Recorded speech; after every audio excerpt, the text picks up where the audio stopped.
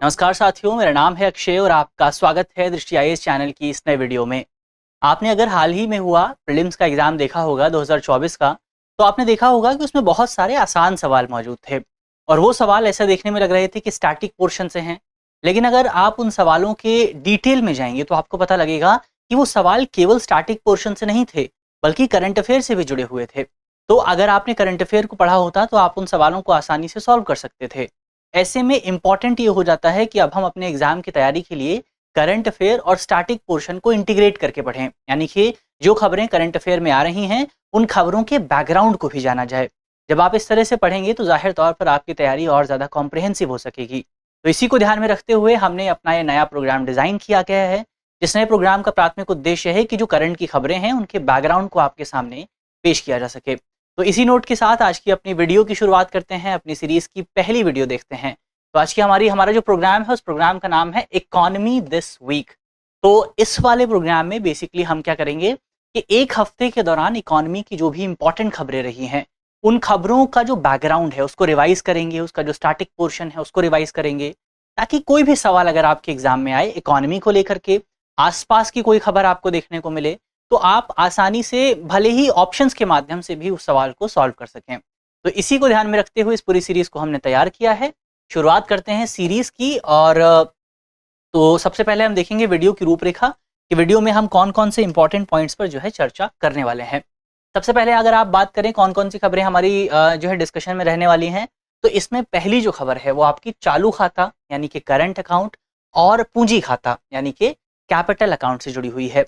इसके बाद अगर आप देखें खबर चर्चा में क्यों आई है, तो खबर चर्चा में इस वजह से आई है क्योंकि हमारा इस बार का जो Q4 रहा है, पिछले साल का जो 4th क्वार्टर था, उसके दौरान बेसिकली जो हमारा करंट अकाउंट था उसमें आपको सरप्लस देखने को मिला था, उसमें आपको अधिशेष देखने को मिला था। उसी वजह से खबर चर्चा में आई थी। कॉन्टेक्स्ट हमने समझा, बाद में हम बात करेंगे दोनों में डिफरेंस क्या होता है। बैंक जमा बीमा भी खबर जो है चर्चा में आई है। चर्चा में इस वजह से आई है, उसको देखेंगे। फिलहाल आप जो है खबरों को देख लें कि बैंक जमा बीमा पर भी बात करेंगे, के शेप्ड रिकवरी पर भी बात करेंगे। हमारी अगली खबर RODTEP योजना से जुड़ी हुई है, इसको भी समझेंगे। और यूरोपीय संघ निर्वनीकरण नियम यानी कि यूरोपियन यूनियन डिफॉरेस्टेशन रेगुलेशन, ये कानून भी चर्चा में आया है, तो इसको भी एक बार यहाँ पर हम समझने की कोशिश करने वाले हैं।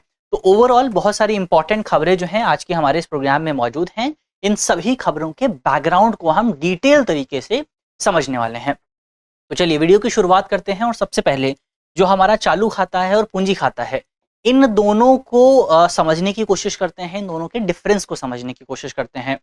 तो सबसे पहले अगर आप बात करें तो दुनिया में अगर आप देखेंगे तो आपको कोई भी देश ऐसा नहीं मिलेगा जो देश वर्तमान समय में अंतर्राष्ट्रीय व्यापार नहीं करता हो या फिर किसी दूसरे देश के साथ व्यापार नहीं करता हो। दुनिया के लगभग सभी देश एक दूसरे के साथ व्यापार करते हैं, एक दूसरे से सामान आयात करते हैं, निर्यात करते हैं। आपको ऐसा कोई एग्जाम्पल नहीं मिलेगा। आप सोच सकते हैं, आपको हो सकता है ये लगे कि नॉर्थ कोरिया तो है जो बिल्कुल पूरी तरह से आइसोलेट रहता है, लेकिन नॉर्थ कोरिया भी पूरी तरह से आइसोलेट नहीं रहता। नॉर्थ कोरिया भी अपनी जो सिमिलर आइडियोलॉजिकल कंट्रीज हैं, जैसे कि रशिया हो गया, रशिया के साथ नॉर्थ कोरिया व्यापार करता है और भी कई देशों के साथ व्यापार करता है। तो दुनिया में वर्तमान समय में कोई भी देश आइसोलेशन में नहीं रहता है, एक दूसरे के साथ आपको व्यापार देखने को मिलता रहता है। तो अब ये जो व्यापार होता है, जो ट्रांजैक्शन होती है, इस ट्रांजैक्शन को कहाँ रिकॉर्ड किया जाता है? इस ट्रांजैक्शन को रिकॉर्ड किया जाता है भुगतान संतुलन के भीतर। तो भुगतान संतुलन में इन ट्रांजैक्शंस को रिकॉर्ड किया जाता है और भुगतान संतुलन के भीतर आपको दो इंपॉर्टेंट तत्व देखने को मिलते हैं, दो इंपॉर्टेंट एलिमेंट मिलते हैं, दो इंपॉर्टेंट सब हेड्स मिलते हैं, सब कैटेगराइजेशन मिलता है आपको। और दो कौन कौन से हैं? एक है आपका करंट अकाउंट यानी कि चालू खाता और एक है आपका कैपिटल अकाउंट यानी कि पूंजीगत खाता। तो दोनों के बीच में डिफरेंस को जानने की कोशिश करते हैं। सबसे पहले हमने इसके इंट्रोडक्शन को देखा। अब चालू खाते की बात करते हैं कि करंट अकाउंट क्या होता है। तो करंट अकाउंट को अगर आप समझने की कोशिश करें तो आप कह सकते हैं कि किसी देश के शेष विश्व के साथ जो है वस्तुओं, सेवाओं, आय और उसका जो ट्रांसफर होता है, इसको लेकर के जो तमाम लेन देन होते हैं, जो ट्रांजैक्शन होती हैं, इन ट्रांजैक्शंस को कहाँ रिकॉर्ड किया जाता है? इन ट्रांजैक्शंस को रिकॉर्ड किया जाता है आपके करंट अकाउंट के अंतर्गत यानी कि आपका चालू खाते के अंतर्गत। इसमें वस्तुओं के निर्यात और आयात को शामिल किया जाता है, इसमें सेवाओं के आयात और निर्यात को शामिल किया जा सकता है, इसमें आय के प्रवाह को शामिल किया जा सकता है यानी कि इनकम फ्लो को शामिल किया जा सकता है, इसमें सिंगल ट्रांसफर को शामिल किया जा सकता है, इसमें आप जो है जो अमाउंट ट्रांसफर होता है एक देश के से दूसरे देश में उसको शामिल कर सकते हैं। तो ओवरऑल अगर आप इन तमाम एलिमेंट्स को पढ़ेंगे तो आपको एक कॉमन चीज देखने को मिलेगी, और वो कॉमन चीज क्या है? वो कॉमन चीज ये है कि बेसिकली इन सभी ट्रांजैक्शंस में कंपेरेटिवली आपको जो है कम समय लगता है। यहाँ पर आपको तत्काल चीजें ज्यादा देखने को मिलती हैं और सभी ट्रांजैक्शन आपके सामने दृश्यमान होती हैं, आपको घटित होती हुई नजर आती जाती हैं। तो ये इसकी सबसे बड़ी विशेषता होती है कि जो ट्रांजैक्शन हो रही हैं वो दृश्यमान हैं और आपको जो है बेसिकली वो आपके सामने घटित होती हैं और फिर बहुत तेजी से घटित होती हैं। इसके अलावा उदाहरण के लिए अगर आप बात करें तो जब अमेरिका के जो किसान हैं वो अपने गेहूं को चाइना में भेजते हैं तो इसको आप कहाँ रिकॉर्ड करेंगे? इसको आप रिकॉर्ड करेंगे करंट अकाउंट के अंतर्गत। और अगर जो चाइना के जो प्रोड्यूसर्स हैं, चाइना के जो मैन्युफैक्चरर्स हैं, वो जब अपने जो प्रोडक्ट्स हैं वो अमेरिका में भेजते हैं तो उसको भी आप कहाँ रिकॉर्ड करेंगे? उसको भी आप रिकॉर्ड करेंगे चालू खाते के अंतर्गत। तो ओवरऑल चालू खाते में आप कुछ जो है चीजों को शामिल करते हैं। आप कौन कौन सी वो चीजें होती हैं उनको एक बार देखा जाए कि चालू खाते का कंपोनेंट क्या होता है, कौन कौन से घटक घटक आपको जो है चालू खाते में देखने को मिलेंगे, कौन कौन से एलिमेंट आपको देखने को मिलेंगे। तो कंपोनेंट्स की अगर आप बात करें इसमें सबसे पहले सामान यानी कि गुड्स के आयात और निर्यात को शामिल किया जाता है। और गुड्स में आप क्या क्या शामिल कर सकते हैं? गुड्स में आप रॉ मटेरियल को शामिल कर सकते हैं, गुड्स में आप कंज्यूमर गुड्स को शामिल कर सकते हैं, इसमें आप मशीनरी को शामिल कर सकते हैं, फिजिकल वस्तुओं को शामिल कर सकते हैं। तो इस तरह की जो गुड्स होते हैं इनका जो आयात और निर्यात होता है वो कहाँ होता है? वो आपका चालू खाते के अंतर्गत आता है। इसके अलावा सेवाओं का आयात और निर्यात भी आपका चालू खाते के अंतर्गत आता है। और सेवाओं में आप क्या शामिल कर सकते हैं? सेवाओं में आप पर्यटन को शामिल कर सकते हैं, सेवाओं में आप बीमा सर्विसेज को शामिल कर सकते हैं, सेवाओं में आप माल ढुलाई को शामिल कर सकते हैं, सेवाओं में आप यात्रा को, निवेश को, बहुत सारी चीज़ों को शामिल कर सकते हैं। तो वस्तुओं का आयात और निर्यात, सेवाओं का आयात और निर्यात, इसके अलावा आय को भी इसमें आप शामिल कर सकते हैं, वेतन, भत्ता, लाभांश, तो इसको भी आप शामिल कर सकते हैं। जो चालू ट्रांसफर होता है, चालू ट्रांसफर यानी कि करंट ट्रांसफर, इसको आप सिंगल ट्रांसफर भी कह सकते हैं। तो सिंगल ट्रांसफर का मतलब ऐसा ट्रांसफर होता है जिसमें केवल एक ही तरफ ट्रांजैक्शन आपको देखने को मिलती है। उदाहरण के लिए मान लीजिए कि आपका कोई भाई है, कोई परिवार का व्यक्ति है जो कि किसी दूसरे देश में रहता है और आपका वो भाई अपने घर पर कुछ पैसे भेजता है। तो जब वो पैसे भेज रहा है तो उस पैसे को भेजने के बदले में उसको कुछ नहीं मिल रहा, उसको बदले में कोई जो है कोई चीज़ नहीं मिल रही है। तो यहाँ पर क्या हुआ? यहाँ पर आपका सिंगल ट्रांजैक्शन आपको देखने को मिला। इसके अलावा मान लीजिए कोई देश है, वो दूसरे देश को विदेशी सहायता प्रदान करता है, फाइनेंशियल हेल्प प्रदान करता है, तो इसको भी आप सिंगल ट्रांसफर के अंतर्गत शामिल करते हैं। इसके अलावा शुद्ध निर्यात यानी कि इसका मतलब होता है किसी देश के निर्यात और आयात के बीच का जो अंतर है उसको आप कहते हैं शुद्ध निर्यात, और शुद्ध निर्यात भी आपका करंट अकाउंट के अंतर्गत आता है। तो ये हमने सबसे पहले आपका चालू खाता घटक क्या होते हैं उसको देखा, करंट अकाउंट कंपोनेंट क्या होते हैं उसको देखा। अब एक बार हम देखते हैं कि पूंजीगत अकाउंट क्या होता है, यानी कि पूंजीगत खाता क्या होता है, यानी कि कैपिटल अकाउंट क्या होता है। तो कैपिटल अकाउंट की जब आप बात करते हैं तो इसमें बेसिकली परिसंपत्ति या लेन देन के मूल्य में परिवर्तन को दर्शाया जाता है। यानी कि जब किसी इंटरनेशनल ट्रांजैक्शन की वजह से किसी देश में या तो एसेट्स में कमी होती है या एसेट्स में बढ़ोतरी होती है, या फिर लाइबिलिटी में कमी होती है या लाइबिलिटी में बढ़ोतरी होती है, तो ये जो परिवर्तन आया है इस परिवर्तन को आप कहाँ रिकॉर्ड करेंगे? इस परिवर्तन को आप रिकॉर्ड करेंगे पूंजी खाते के अंतर्गत, यानी कि कैपिटल अकाउंट के अंतर्गत। इसके अलावा कैपिटल अकाउंट की एक सबसे बड़ी विशेषता ये होती है कि ये तत्काल नहीं होता, ये दृश्यमान नहीं होता है, ये आपके सामने घटित होता हुआ आपको नजर नहीं आएगा, लेकिन ये धीरे धीरे जो है एग्जिस्टेंस में बना रहता है। इसके अलावा जो दुनिया भर में जो तमाम पूंजी खाता ट्रांसफर होते हैं, जो तमाम कैपिटल अकाउंट ट्रांसफर होते हैं, वो आम लोग नहीं करते। ये भी इसकी एक बहुत बड़ी विशेषता है कि यहाँ पे जो पार्टिसिपेंट्स होते हैं वो आपको बेसिकली दुनिया की धनी कंपनियां देखने को मिलेंगी, जो दुनिया की बड़ी बड़ी कंपनियां हैं, या फिर बैंक देखने को मिलेंगे, या फिर सरकारें देखने को मिलेंगी। तो चालू जो आपका पूंजीगत जो खाता है उसके अंतर्गत जो अधिकांश ट्रांजैक्शंस होती हैं, जो सबसे बड़ी ट्रांजैक्शंस होती हैं, वो किसी इंडिविजुअल से नहीं आती हैं, वो इंस्टीट्यूशनल इन्वेस्टर्स से आती हैं, वो बड़ी बड़ी कंपनियों से आती हैं, वो सरकारों से आती हैं। कोई एक आम व्यक्ति जाकर के किसी दूसरे देश में एसेट खरीद भी लेगा तो भी उसको यहाँ शामिल नहीं किया जाएगा, क्योंकि उसको उससे कोई बहुत बड़ा चेंज नहीं आ रहा है। तो ये चीज़ आपको यहाँ पर कैपिटल अकाउंट में देखने को मिलता है। घटक की अगर आप बात करें कौन कौन से कंपोनेंट आपको इसमें मिलेंगे, तो कंपोनेंट अगर आप देखें तो विदेश में जो घरेलू निवेश होता है, अगर कोई विदेशी कंपनी भारत में निवेश करती है तो उसको आप कैपिटल अकाउंट में शामिल करते हैं। ये निवेश कई प्रकार के हो सकते हैं। निवेश एफडीआई के तौर पर हो सकता है, एफडीआई यानी कि फॉरेन डायरेक्ट इन्वेस्टमेंट, निवेश एफपीआई के तौर पर हो सकता है। एफपीआई यानी कि फॉरेन पोर्टफोलियो इन्वेस्टमेंट। तो दोनों के बीच में डिफरेंस क्या है, ये आपको जल्दी से कमेंट बॉक्स में बताना है कि एफडीआई और एफपीआई के बीच में क्या डिफरेंस होता है। ये जल्दी से आप कमेंट बॉक्स में बताएंगे। तो पहला कंपोनेंट हमने क्या देखा, विदेश में घरेलू निवेश। दूसरा कंपोनेंट है विदेशी भंडार में परिवर्तन, यानी कि हर देश की सरकार क्या करती है, हर देश की सरकार अपनी फाइनेंशियल स्टेबिलिटी को बनाए रखने के लिए अपने पास विदेशी मुद्रा का एक भंडार रखती है। ये भंडार अधिकतम जो है डॉलर में रखा जाता है, क्योंकि डॉलर दुनिया की सबसे बड़ी मुद्रा में से एक है। तो ये जो विदेशी मुद्रा भंडार है, अगर इस भंडार में कोई चेंज आता है तो उस चेंज को भी आप कहाँ रिकॉर्ड करेंगे, उस चेंज को भी आप पूंजीगत खाते में रिकॉर्ड करेंगे, कैपिटल अकाउंट में रिकॉर्ड करेंगे। इसके अलावा ऋण माफी को भी आप कैपिटल अकाउंट में रिकॉर्ड करते हैं। क्यों रिकॉर्ड करते हैं, क्योंकि ऋण माफी की वजह से बेसिकली आपकी लायबिलिटी कम होती है, किसी देश की लायबिलिटी कम होती है।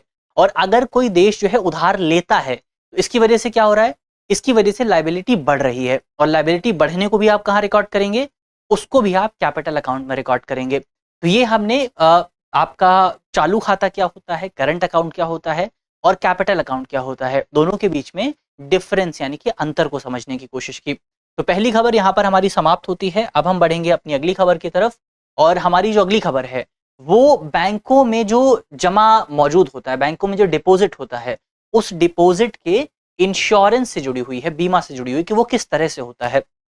तो बैंकों में लगभग हम सभी लोग पैसे जमा करते हैं, लेकिन क्या आपने कभी सोच करके देखा है कि अगर आपने बैंक में जो पैसा जमा किया है वो, या फिर आपने जो एफडी कराई है, जो आरडी कराई है, अगर आपका बैंक फेल हो जाता है, अगर आपका बैंक डिफॉल्ट हो जाता है, तो फिर उस पैसे के साथ क्या होगा। बहुत बड़ा सवाल है, क्योंकि पैसा हमारे जीवन की सबसे इंपॉर्टेंट एलिमेंट्स में से एक होता है। तो अभी वैसे व्यवस्था वर्तमान समय में ये बनी हुई है कि अगर आप इस तरह का पैसा बैंकों में जमा करते हैं तो फिर उस बैंक के पैसे का इंश्योरेंस होता है, उसका इंश्योरेंस कराया जाता है। लेकिन अब जो खबर चर्चा में आई, जिसकी वजह से एक पूरी खबर आपको देखने को मिली है, वो खबर दरअसल ये है कि एक रिपोर्ट सामने आई है, जिस रिपोर्ट में पता चला है कि पिछले कुछ समय में अगर आप देखेंगे तो डेटा ये बताता है कि भारत में बैंकों में जो पैसा जमा है उसके इंश्योरेंस का जो प्रतिशत है वो कम होता जा रहा है। जैसे रिपोर्ट ये बताती है कि 2021-22 में अगर आप जाएंगे तो उस समय बैंकों में जो पैसा जमा हुआ करता था उसमें से तकरीबन 50% पैसे का इंश्योरेंस होता था, लेकिन अब ये अमाउंट घट करके 43% के आसपास आ गया है। तो ये एक चिंता का विषय है फाइनेंशियल एक्सपर्ट्स के बीच में, और इसी वजह से जो पूरा टॉपिक है ये आपको चर्चा में देखने को मिला है। अब अपने पुराने सवाल पर वापस लौटते हैं कि आपके पैसे का क्या होगा। तो अगर बैंकों में आपने जो पैसा जमा किया है और वो पैसा डूब जाता है, अगर आपका बैंक विफल हो जाता है, तो ऐसे में आपके पास जो विकल्प बचता है वो उस विकल्प का नाम है DICGC। इसको आप फुल फॉर्म में कह सकते हैं जमा बीमा और क्रेडिट गारंटी निगम। ये सरकार का एक कॉरपोरेशन है, सरकार का एक निकाय है, सरकार की कंपनी है, जो कंपनी बेसिकली बैंकों में जो पैसा मौजूद है उस पैसे का इंश्योरेंस करती है। तो अगर आपका पैसा जो, अगर आपका बैंक जो है, आपने बैंक में जो पैसा जमा किया है, अगर आपका बैंक डूब भी जाता है तो भी आपके सारे पैसे नहीं डूबेंगे, आपको पैसा मिलेगा और आपको पैसा दिया जाएगा जमा बीमा और क्रेडिट गारंटी निगम की ओर से, क्योंकि ये क्या करता है, ये आपके जमा का इंश्योरेंस करता है, आपके डिपॉजिट का इंश्योरेंस करता है। अब कौन कौन से अगर नियम अगर आप देखेंगे तो 2020 से पहले नियम ये हुआ करता था कि भारत जो बैंकों में जो 2 लाख रुपए तक का अमाउंट है उसका बीमा किया जाता था। लेकिन 2020 में सरकार ने नियम चेंज किया और अब नियम यह है कि बैंकों में जो पैसे जमा है उसमें से 5 लाख रुपए तक के पैसे का आप जो है बीमा कर सकते हैं, बैंक जो है बीमा करते हैं। इसके अलावा कौन कौन से डिपॉजिट का जमा जो है आप इंश्योरेंस होता है, तो इसमें आप जो है बचत खाते का इंश्योरेंस कर सकते हैं, सेविंग अकाउंट का इंश्योरेंस होता है। इसके अलावा फाइनेंस एफडी का जो है आपको देखने को मिलता है, जो करंट अकाउंट है उसका भी हो सकता है, जो आरडी है उसका भी हो सकता है, और दूसरी तरह की जो जमाएं हैं, दूसरे तरह के जो डिपॉजिट्स हैं, यानी ओवरऑल सभी तरह के डिपॉजिट का इंश्योरेंस आप जो है यहाँ से करवा सकते हैं, बैंक जो है यहाँ से करवाते हैं। इसके अलावा एक सवाल यहाँ पर और उठता है कि जो आपका इंश्योरेंस हो रहा है वो इंश्योरेंस किस पर होता है, क्या वो इंश्योरेंस प्रिंसिपल अमाउंट पर होता है या फिर इंश्योरेंस इंटरेस्ट पर होता है। तो अगर आप बेसिकली इसको पढ़ेंगे, यहाँ पे जो नियम लिखे हुए हैं DICGC के, इन नियमों को पढ़ेंगे तो यहाँ पर कहा गया है कि इंश्योरेंस दोनों अमाउंट का होता है। इंश्योरेंस आपका मूलधन का भी होता है, प्रिंसिपल अमाउंट का भी होता है, और इंश्योरेंस इंटरेस्ट का भी होता है। लेकिन यहाँ पर कुछ नियम लागू होते हैं। नियम क्या है, नियम है आपका 5 लाख रुपए तक का अमाउंट। तो इसको एक एग्जाम्पल से अगर आप समझने की कोशिश करें तो मान लीजिए बैंक में जो है आपके वर्तमान समय में 4,95,000 रुपए जो है जमा है। कितने रुपए जमा है बैंक में? 4,95,000 रुपए। और इस पर आपको बेसिकली कितना इंटरेस्ट मिलता है? इस पर आपको इंटरेस्ट मिला है 4,000 रुपए का। तो अब ये टोटल कितना हो गया? ये टोटल हो गया 4,99,000 रुपए। तो आपको आपका जो टोटल अमाउंट बैंक अकाउंट में है वो है 4,99,000 रुपए। और सरकार कितना बीमा देती है? सरकार बीमा देती है 5 लाख रुपए तक का। तो आपको अपना सारा अमाउंट, जिसमें आपका इंटरेस्ट भी शामिल है और जिसमें आपका प्रिंसिपल अमाउंट भी शामिल है, ये सारा पैसा आपको जो है इंश्योरेंस कंपनी की ओर से मिल जाएगा। लेकिन एक दूसरा एग्जांपल सोच करके देखिए।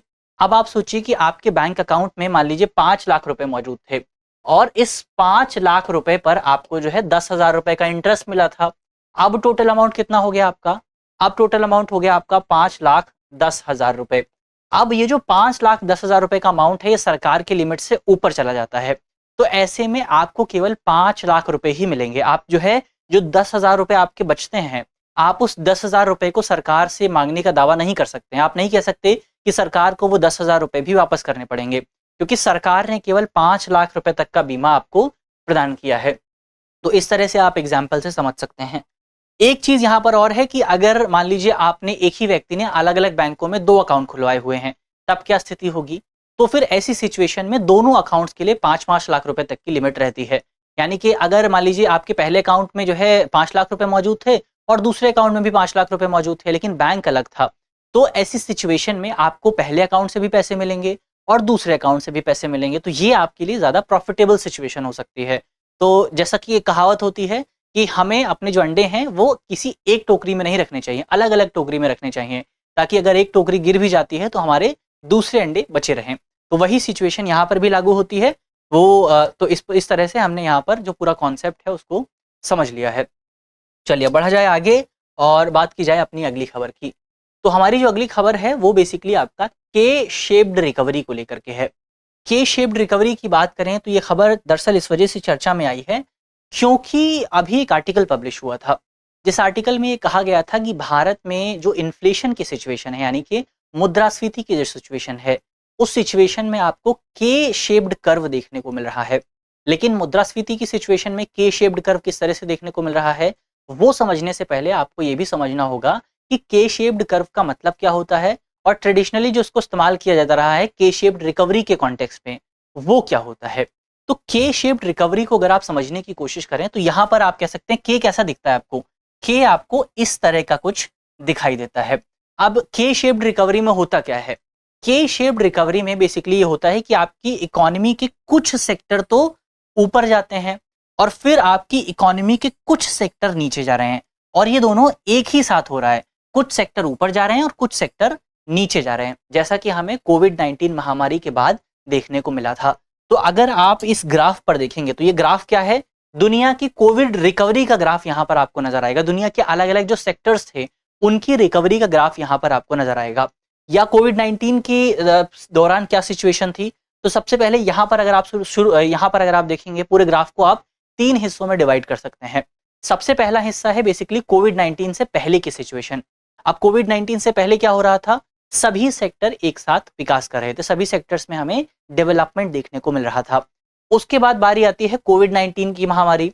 कोविड-19 महामारी जब आती है तो एक इकोनॉमिक रिसेशन आता है, एक जो है मंदी देखने को मिलती है, और इस मंदी की वजह से जो इकोनॉमी थी वो नीचे गिरने लगती है। तो इकोनॉमी के सभी सेक्टर आपको नीचे गिरते हुए नजर आते हैं। लेकिन एक और सिचुएशन आती है और वो सिचुएशन आती है रिकवरी की सिचुएशन। अब रिकवरी की सिचुएशन क्या होता है, वहां पर आपको यहाँ पर थोड़ा सा सोचना पड़ेगा। अब यहाँ पर इकोनॉमिक रिसेशन समाप्त होता है और अब यहाँ पर देखेंगे अभी तक क्या हो रहा था। अभी तक दोनों जो लाइंस हैं वो आपस में मिली हुई थी, लेकिन अब यहाँ से दोनों लाइंस अलग होना शुरू हो जाती हैं। एक लाइन ऊपर जा रही है और ये जो लाइन ऊपर जा रही है इसका मतलब इस सेक्टर में विकास हो रहा है, और एक लाइन आपका नीचे जाती हुई आपको नजर आएगी, इसका मतलब है ये सेक्टर जो है कम हो रहे हैं। अब यहाँ पर आपके एग्जाम्पल भी दिए हुए हैं। तो एग्जाम्पल में अगर आप देखेंगे तो कोविड-19 के दौरान जो आपका सॉफ्टवेयर इंडस्ट्री थी, या फिर आप कहें जो सर्विस सेक्टर था, सॉफ्टवेयर इंडस्ट्री खासतौर पर आपकी बहुत ज्यादा बढ़ी थी, आईटी इंडस्ट्री खासतौर पर बहुत ज्यादा बढ़ी थी। तो एक तरफ कोविड-19 रिकवरी के बाद जो है आपका आईटी इंडस्ट्री ने विकास किया है, जो इंफॉर्मेशन एंड टेक्नोलॉजी इंडस्ट्री है उसने विकास किया है, वहां पर हमें ग्रोथ देखने को मिली है, वहां पर जॉब्स देखने को मिली हैं। वहीं दूसरी तरफ आप दूसरे सेक्टर्स पर अगर आप नजर डालेंगे तो दूसरे सेक्टर हो गए जैसे कि आपका ट्रैवल सेक्टर हो गया, एंटरटेनमेंट सेक्टर हो गया, हॉस्पिटैलिटी सेक्टर हो गया, फूड सेक्टर हो गया। इन सेक्टर्स में कमी आई है क्योंकि कोविड-19 महामारी की समाप्ति के बाद भी लोग बहुत ज्यादा ट्रैवल नहीं कर रहे हैं। तो लोग ट्रैवल नहीं कर रहे हैं, लोग घर पे बैठ के काम कर रहे हैं, और घर पे बैठ के काम करने का मतलब ये है कि इंटरनेट तेजी से बढ़ा है। तो इंटरनेट तो बढ़ा है, लेकिन जो सेक्टर आपके लोगों के ट्रैवल पर डिपेंड करते थे, जैसे टूरिज्म हो गया, फूड इंडस्ट्री हो गई, हॉस्पिटैलिटी इंडस्ट्री हो गई, तो इसमें एक तरफ तो हमारे सेक्टर ऊपर जा रहे हैं और दूसरी तरफ हमारे कुछ सेक्टर नीचे जा रहे हैं। हॉस्पिटैलिटी सेक्टर नीचे जा रहा है और दूसरी तरफ हमारा जो आईटी सेक्टर है वो ऊपर जा रहा है। तो इसी को कहा जाता है बेसिकली आपका के शेप्ड रिकवरी। तो यहाँ पर आपको आप देखेंगे तो आपको के की शेप बनती हुई नजर आ जाएगी। तो हमने के शेप्ड रिकवरी को यहाँ पर समझ लिया कि के शेप्ड रिकवरी क्या है और के शेप्ड रिकवरी किस तरह से काम करती है, जो भी इंपॉर्टेंट पॉइंट्स थे उन पॉइंट्स को समझा। अब यहाँ पर हमारे लिए समझना इंपॉर्टेंट है कि जो आपका यहाँ पर समझना इंपॉर्टेंट है कि जो आपका इन्फ्लेशन के कॉन्टेक्स्ट में के शेप्ड कर्व की बात की जा रही है उसका क्या मतलब है। तो उसके मतलब पर अगर आप बात करें तो क्या कहा जा रहा है, कहा यह जा रहा है कि बेसिकली हमारी इकोनॉमी में जो इन्फ्लेशन है, कुछ सेक्टर्स में इन्फ्लेशन ऊपर जा रहा है, कुछ सेक्टर्स में इन्फ्लेशन नीचे जा रहा है। कहां पर ऊपर जा रहा है, तो आपका जो हेडलाइन इन्फ्लेशन है, हेडलाइन इन्फ्लेशन आपका ऊपर जा रहा है, और जो आपका कोर इन्फ्लेशन है, कोर इन्फ्लेशन आपका नीचे जा रहा है। अब हेडलाइन इन्फ्लेशन और कोर इन्फ्लेशन में क्या डिफरेंस है, तो हेडलाइन इन्फ्लेशन में आप दो चीजें एक्स्ट्रा शामिल करते हैं। कौन कौन सी, इसमें आप फूड को शामिल करते हैं और इसमें आप फ्यूल को शामिल करते हैं। तो इन दोनों के कॉस्ट को इसमें शामिल किया जाता है, और अगर आप जो है आपके हेडलाइन इन्फ्लेशन से इन दोनों के कॉस्ट को गायब कर दें तो आपको क्या मिलता है, तो आपको मिलता है कोर इन्फ्लेशन। तो इस तरह से आप देखेंगे कि भारत में जो हेडलाइन इन्फ्लेशन है वो ऊपर जा रहा है और जो कोर इन्फ्लेशन है वो नीचे जा रहा है, वो बेहतर स्थिति में जा रहा है। तो ये कॉन्ट्रडिक्शन आपको यहाँ पर देखने को मिलेगा, और इसी कॉन्ट्रडिक्शन का जिक्र जो है के शेप्ड कर्व के कॉन्टेक्स्ट में किया जा रहा है। तो ये हमने यहाँ पर समझा कि बेसिकली के शेप्ड रिकवरी क्या होती है और यहाँ पर इन्फ्लेशन को लेकर के शेप्ड कर्व की बात क्यों की जा रही है। चलिए अब यहाँ पर बढ़ा जाए आगे और बातचीत की जाए अपनी अगली खबर की तरफ। तो हमारी जो अगली खबर है वो आपका RODTEP योजना से जुड़ी हुई है। इस योजना की फुल फॉर्म अगर आप देखें तो इसकी फुल फॉर्म है निर्यातित उत्पादों पर शुल्क और करों में छूट की योजना। तो इस योजना को क्यों शुरू किया गया है, इस योजना को शुरू किया गया है ताकि भारत में निर्यात को प्रोत्साहित किया जा सके। तो सरकार की ओर से निर्यात को प्रोत्साहित करने के लिए इस योजना की शुरुआत की गई है, और जब हमारे देश में निर्यात बढ़ेगा तो जाहिर तौर पर निर्यातक हमारी इकॉनमी में भी योगदान देंगे और हमारी इकॉनमी भी जो है बढ़ती हुई आपको नजर आ सकती है। तो ये चीज है। लॉन्च कब किया गया था, इसको लॉन्च किया गया था 1 जनवरी 2021 को, और इस योजना ने रिप्लेस किया था merchandise exports for from India योजना को। क्यों रिप्लेस किया गया था, इसको रिप्लेस किया गया था क्योंकि WTO की ओर से ये जो MEIS योजना थी इसको लेकर के कहा गया था कि ये योजना WTO के नियमों का उल्लंघन करती है। इसी वजह से सरकार ने अपनी योजना में परिवर्तन किया, उसको नया रूप दिया गया और नए रूप में ये सामने आई RODTEP योजना के रूप में। इसके अलावा इसका उद्देश्य क्या है, उद्देश्य है निर्यातकों को सहायता प्रदान करना। योजना का संचालन अगर आप देखें तो संचालन आपका राजस्व विभाग के माध्यम से किया जाता है, और राजस्व विभाग आता है आपका फाइनेंस मिनिस्ट्री के अंतर्गत यानी कि वित्त मंत्रालय के अंतर्गत।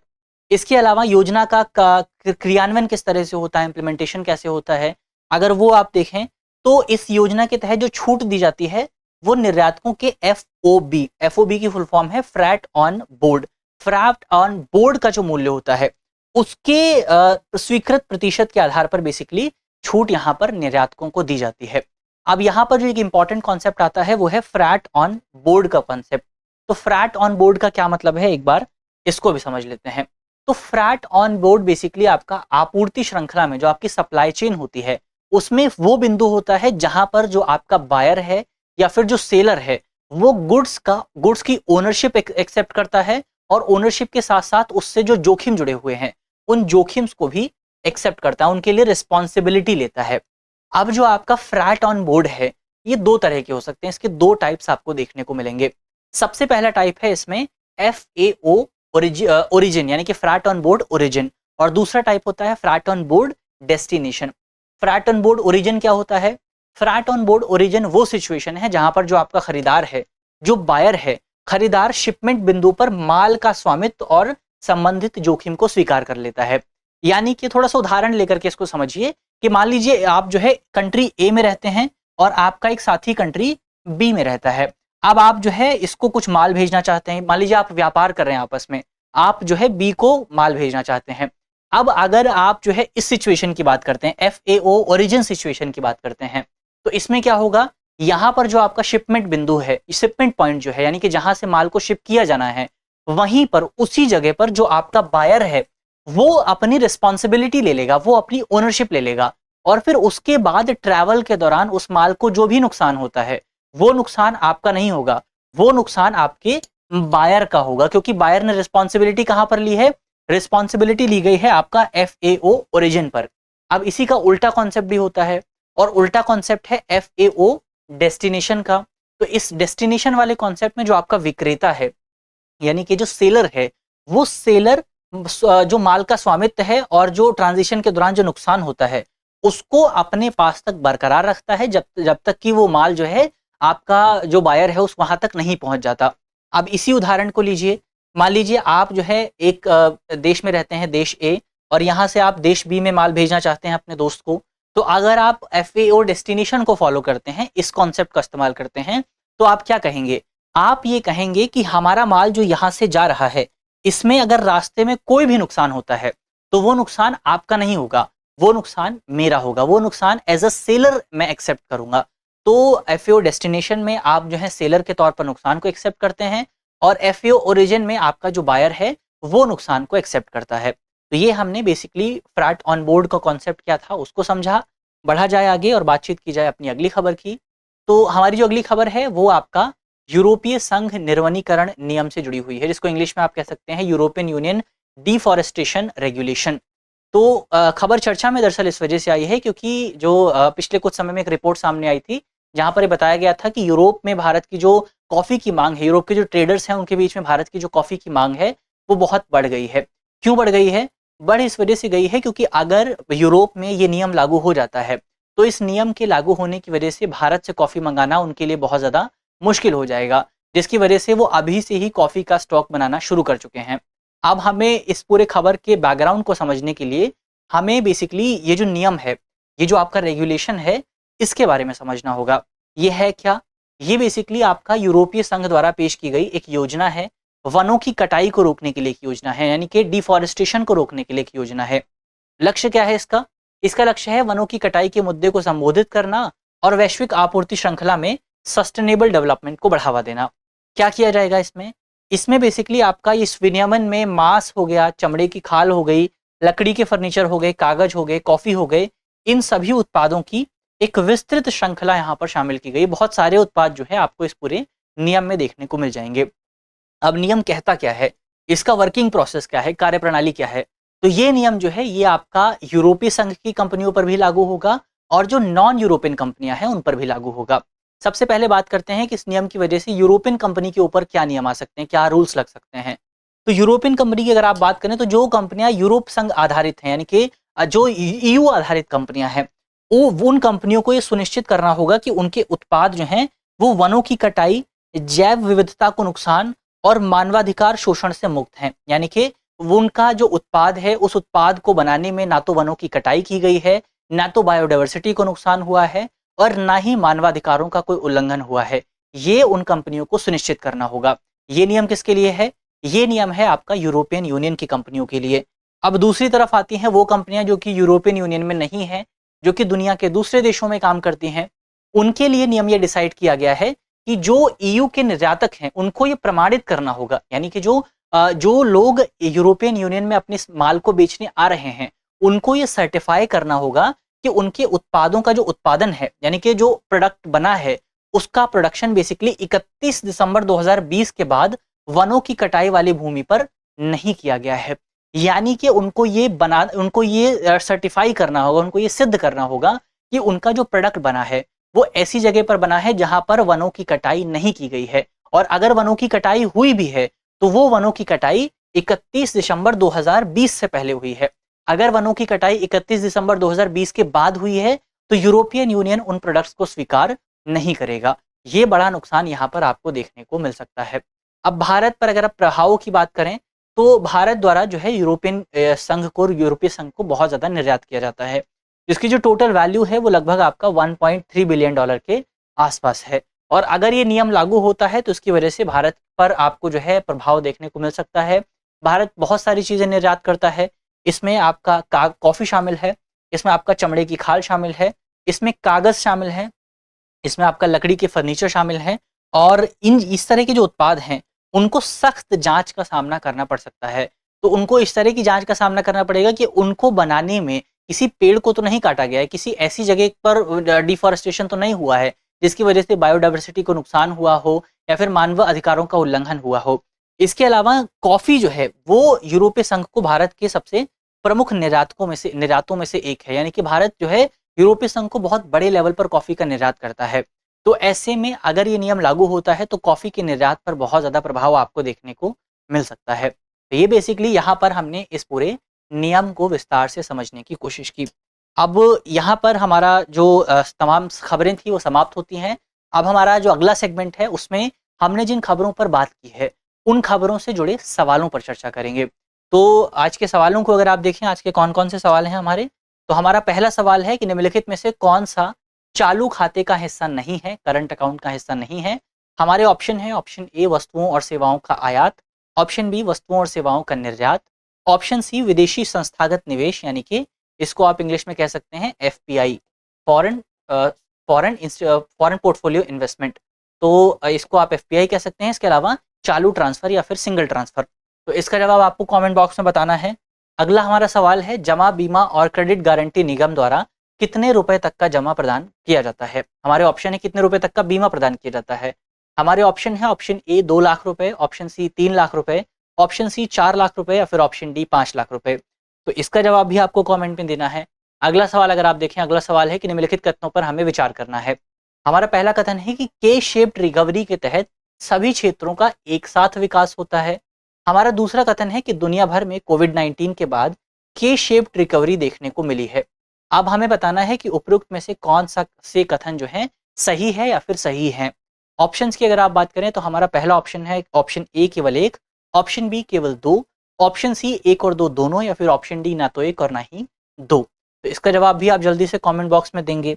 अगला सवाल अगर आप देखें, हमारा अगला सवाल है कि RODTEP योजना किसके तहत संचालित होती है। हमारे ऑप्शन है, ऑप्शन ए राजस्व विभाग, ऑप्शन बी व्यय विभाग, ऑप्शन सी रक्षा मंत्रालय या फिर ऑप्शन डी वाणिज्य मंत्रालय। तो इसका सही जवाब आपको जो है कमेंट बॉक्स में देना है। अंतिम सवाल अगर आप देखें तो अंतिम हमारा सवाल है कि यूरोपीय संघ निर्वनीकरण नियमन यानी कि यूरोपियन यूनियन डिफॉरेस्टेशन रेगुलेशन किस पर लागू होगा। हमारे ऑप्शन है, ऑप्शन ए केवल यूरोपीय कंपनियों पर, ऑप्शन बी केवल गैर यूरोपीय कंपनियों पर, ऑप्शन सी ए और बी दोनों या फिर ऑप्शन डी इनमें से कोई नहीं। तो इसका सही जो जवाब है वो जल्दी से आपको, ये जो पांचों सवाल हैं इन पांचों सवालों के जवाब आपको कमेंट बॉक्स में देने हैं। और अगर आपने वीडियो को ध्यान से देखा होगा तो आसानी से आप इस सवाल के जवाब को दे पाएंगे।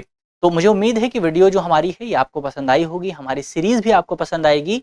हर हफ्ते हम आपसे मिलते रहेंगे, इसी तरह के सवालों पर चर्चा करते रहेंगे। इसी नोट के साथ वीडियो को समाप्त करते हैं, मिलते हैं आपसे अगले वीडियो में। तब तक के लिए अपना ख्याल रखिए, ध्यान रखिए, पढ़ते रहिए। धन्यवाद।